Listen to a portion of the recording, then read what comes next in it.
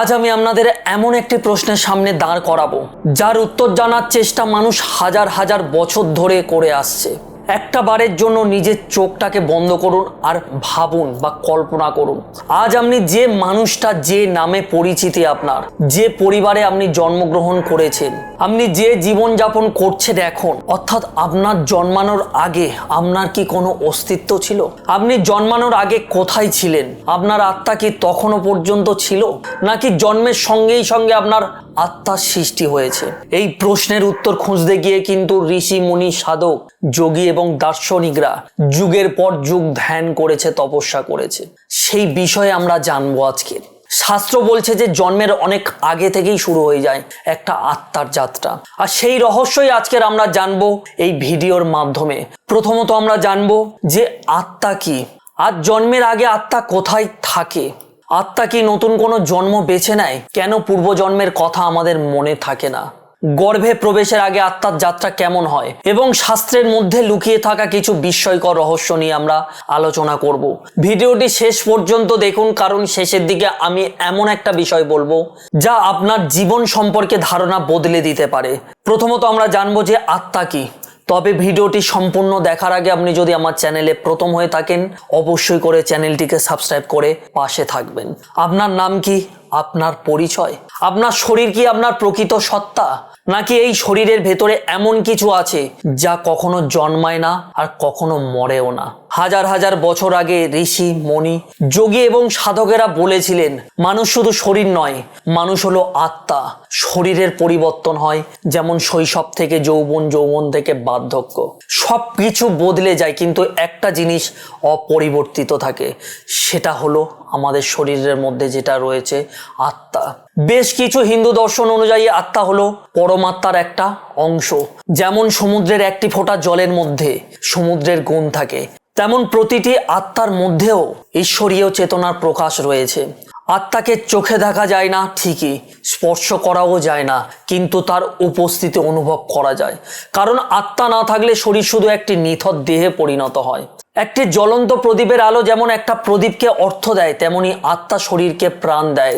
শাস্ত্রে বলা রয়েছে যে আত্মার জন্ম নেই, আত্মার মৃত্যুও নেই। যখন একটি মানুষ মারা যায় তখন আসলে তার শরীরের সমাপ্তি ঘটে। আত্মা তার যাত্রা কোনো মতেই থামায় না, সে কেবল একটি দেহ ত্যাগ করে অন্য এক যাত্রার পথে আগিয়ে যায়। ভগবানের সৃষ্টি রহস্যের মধ্যে আত্মা হলো সবচেয়ে বিস্ময়কর সত্য। আমরা সবাই জীবনের বিভিন্ন পরিচয়ে পরিচিতি, কেউ বাবা, কেউ মা, কেউ বন্ধু, কেউ শিক্ষক বা কেউ ব্যবসায়ী, কিন্তু এগুলো সব সাময়িক একটা পরিচয়। আত্মাই আমাদের চিরন্তন একটা পরিচয়। এই কারণে বহু সাধক বলেছেন নিজেকে প্রথমে জানো, কারণ যে নিজের আত্মাকে উপলব্ধি করতে পারে সে জীবনের প্রকৃত অর্থ বুঝতে শুরু করে। সে বুঝতে পারে ধন, সম্পদ, ক্ষমতা, খ্যাতি সব একদিন ফেলে রেখে চলে যেতে হবে, কিন্তু কর্ম, চেতনা এবং আত্মার যাত্রা চলতেই থাকবে। এটা নিজের প্রকৃত পরিচয়কে জানার চেষ্টা করা। হয়তো এই শরীর একদিন শেষ হবে, কিন্তু শাস্ত্র বলে আত্মা অমর, সে ছিল, সে আছে এবং সে থাকবে। এই বিশ্বাসই কিন্তু হাজার হাজার বছর ধরে কোটি কোটি মানুষকে তার মৃত্যু ভয় অতিক্রমণ করার সাহস দিয়ে চলেছে। তাই এখানে একটা প্রশ্ন, আপনি কি নিজেকে শুধু একটি শরীর বলে মনে করেন, নাকি আপনি সেই চিরন্তন আত্মা যে সাময়িকভাবে এই পৃথিবীতে একটি মানব জীবনের অভিজ্ঞতা লাভ করছে? একবার ভাবুন, হয়তো এই প্রশ্নের উত্তরে লুকিয়ে রয়েছে জীবনের সবচেয়ে বড় রহস্য। এবার আমরা জানবো যে জন্মের আগে আমাদের আত্মা কোথায় ছিল, কিভাবে ছিল। জন্মের আগে আত্মা অন্য কোনো শরীরে সেই সময় মূর্ত ছিল, অর্থাৎ এটি তার অতীত জীবনে কোনো মানুষ, পশু বা অন্য কোনো জীবের শরীরে বাস করত বা কোনো মধ্যবর্তী অবস্থাতে ছিল। জন্মের আগে সেই আত্মা মৃত্যুর পর এবং নতুন জন্মের আগে আত্মা তার কর্মফল অনুযায়ী সাময়িক সময়ের জন্য স্বর্গ, নরক কিংবা কোনো সূক্ষ্ম স্তরে, যেমন থিওসফিতে উল্লেখিত রয়েছে, দেবাচান বা বিশ্রামে থাকে। কর্মক্ষয় বা নতুন কর্মফল ভোগের উদ্দেশ্যে এটি আবার নতুন শরীর ধারণ করে। যেমনটি ভগবত গীতায় বলা হয়েছে, মানুষ যেমন পুরনো পোশাক ত্যাগ করে নতুন পোশাক পরে, আত্মাও তেমনই পুরনো শরীর ছেড়ে নতুন শরীরে প্রবেশ করে। আত্মা কি নিজের জন্ম নিজে বেছে নিতে পারে? সেটাও আমি আপনাকে জানাবো এই মুহূর্তে। আপনি যে পরিবারে জন্মগ্রহণ করেছেন, যে বাবা বা মাকে পেয়েছেন, যে সুখ দুঃখের মধ্যে জীবনটাকে কাটাচ্ছেন বা জীবনটাকে নিয়ে আগিয়ে যাচ্ছেন, এসব কি শুধু কাকতালীয়, নাকি এর পেছনে রয়েছে কোনো গভীর রহস্য? সেই রহস্যভেদ আজকের এই মুহূর্তে হয়ে যাবে। হিন্দু শাস্ত্র অনুযায়ী আত্মা অমর এবং চিরন্তন সত্য। মৃত্যু শুধু শরীরের হয়, আত্মার নয়। মৃত্যুর পর আত্মা তার কর্মফল অনুযায়ী এক অবস্থা থেকে অন্য অবস্থায় শুধু গমন করে। এরপরে সেই কর্মফলের ভিত্তিতেই আবার পরবর্তী জন্ম কিন্তু নির্ধারিত হয় তার। অর্থাৎ শাস্ত্রের মূল বক্তব্য হলো এটাই, আত্মা নিজের ইচ্ছা মতো জন্ম নিতে পারে না, বরং কর্মফল তাকে উপযুক্ত জন্মের দিকে পরিচালিত করতে থাকে। তবে আধ্যাত্মিক সাধকদের একটি বিশেষ মত রয়েছে এখানে। তাদের মতে কিছু উচ্চস্তর এবং উন্নত আত্মা জন্মের আগে তাদের জীবনের উদ্দেশ্য সম্পর্কে আংশিক সচেতন থাকতে পারে বা আংশিকভাবে জেনে থাকে যে কিসের জন্য তাদের জন্ম হচ্ছে। তারা এমন পরিবার, পরিবেশ বা পরিস্থিতিতে জন্মগ্রহণ করে যেখানে তাদের অসমাপ্ত শিক্ষা বলুন, কর্ম বা আধ্যাত্মিক সাধনা সম্পূর্ণ হওয়ার সুযোগ থাকে।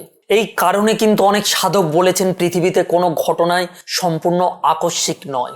হয়তো যাদেরকে আপনি আজকের আপনার বাবা মা বা ভাই বোন, বন্ধু বান্ধব, জীবন সঙ্গী হিসাবে পেয়েছেন, তাদের সঙ্গে আপনার পুরনো অনেক সম্পর্ক কিন্তু থাকতে পারে। হয়তো সেই বন্ধন পূর্বজন্মের কোনো কর্মফলের ধারাবাহিকতা। তবে একটি বিষয় মনে রাখা খুব জরুরি, এসব ধারণা ধর্মীয় ও আধ্যাত্মিক বিশ্বাসের অংশ। আধুনিক বিজ্ঞান কিন্তু এখনো আত্মা জন্ম বেছে নেয় কিনা তার কোনো প্রমাণ খুঁজে পায়নি, কিন্তু শাস্ত্র আমাদের একটা গভীর শিক্ষা দেয়। আজ আপনি যা করছেন, আজ যে কর্ম করছেন, সেটাই আপনার আগামী দিনের ভাগ্য নির্মাণ করছেন। কারণ হয়তো জন্ম আমরা পুরোপুরি বেছে নিতে পারি না ঠিকই, কিন্তু বর্তমান কর্মের মাধ্যমে ভবিষ্যতের পথ আমরা অবশ্যই তৈরি করতে পারি। এবার একটি প্রচলিত আধ্যাত্মিক কাহিনী আমি আপনাকে শোনাবো। একজন সাধক বহু বছর ধরে ধ্যান করার পরে দাবি করেছিলেন যে তিনি ধ্যানের সময় নিজের পূর্বজন্মের কিছু দৃশ্য দেখা পেয়েছিলেন। তিনি দেখতে পেয়েছিলেন যে বর্তমান জীবনে তাদের সঙ্গে তার গভীর সম্পর্ক, তাদের অনেকেই পূর্বজন্মেও কোনো না কোনোভাবে যুক্ত ছিল। এই ধরনের কাহিনী বহু সাধকের জীবনীতে পাওয়া যায় বা এই ধরনের ঘটনা বহু সাধকের জীবনীতে দেখা গিয়েছে, যদিও এগুলোর কোনো ঐতিহাসিক সত্যতা যাচাই করা যায়নি। এবার আমরা জানবো যে কেন কিছু মানুষ প্রথম দেখাতেই অনেকটা আপন বলে মনে হয় বা অনেক দিনের পরিচয় আগে ছিল তেমন মনে হয় 5 মিনিট কথা বলার পরে। আপনি নিশ্চয়ই লক্ষ্য করেছেন কিছু মানুষকে প্রথম দেখাতেই মনে হয় যে বহু দিনের একটা পরিচিতি তার সঙ্গে রয়েছে। আবার কিছু মানুষকে কোনো কারণ ছাড়াই অপছন্দ লাগে। এর আধ্যাত্মিক ব্যাখ্যা কিন্তু রয়েছে। এগুলো পূর্বকর্মের বন্ধনের ফলও হতে পারে। এবার জানবো যে গর্ভপ্রবেশের আগে আত্মা কোথায় থাকে। শাস্ত্রে বলা হয়েছে একটি আত্মা যখন নতুন জন্মের জন্য প্রস্তুত হয় তখন তাকে উপযুক্ত পরিবার ও পরিবেশের দিকে পরিচালিত করা হয়। সেই সময় আত্মা নিজের ভবিষ্যৎ জীবনের অনেক কিছু সম্পর্কে অবগত থাকতে পারে, অর্থাৎ সে নাও জানতে পারে। এবার জানবো যে গর্ভের ভেতরে রহস্য। গর্ভের মধ্যে শিশুর বিকাশ শুধু শারীরিক নয়, আধ্যাত্মিক মত অনুযায়ী আত্মা ধীরে ধীরে নতুন শরীরের সঙ্গে যুক্ত হতে শুরু করে। অনেক শাস্ত্রে বলা হয়েছে সেই সময় আত্মা ঈশ্বরকে স্মরণ করে এবং প্রতিজ্ঞা করে এইবার সে সৎ জীবন যাপন করবে। কিন্তু জন্মের পরে মায়ার প্রভাবে অধিকাংশ স্মৃতি হারিয়ে যায়। আরও একটা গুরুত্বপূর্ণ বিষয় জানবো যে কেন পূর্বজন্ম মনে থাকে না আমাদের। আপনি একবার ভাবুন তো, আপনার যদি 10টি জন্মের পর সব স্মৃতি মনে থাকতো তাহলে কি আপনি স্বাভাবিকভাবে জীবনযাপন করতে পারতেন? সম্ভব হতো না। তাই প্রকৃতি নতুন জীবন শুরু করার জন্য পুরনো স্মৃতিগুলো আড়াল করে দেয়। জ্যোতিষ শাস্ত্রের দৃষ্টিতে পূর্বজন্মের বৈদিক জ্যোতিষে মনে করা হয় যে জন্মছক শুধু বর্তমান জীবনের নয়, এটা অতীত কর্মের প্রতিফলন।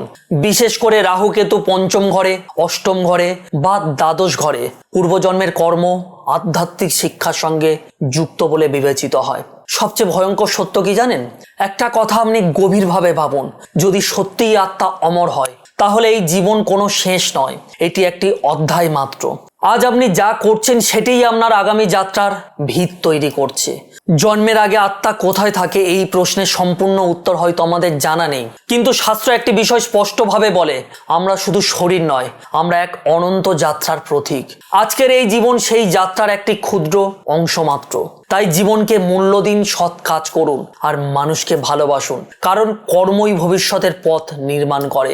নমস্কার, আজকের ভিডিওটি এই পর্যন্ত।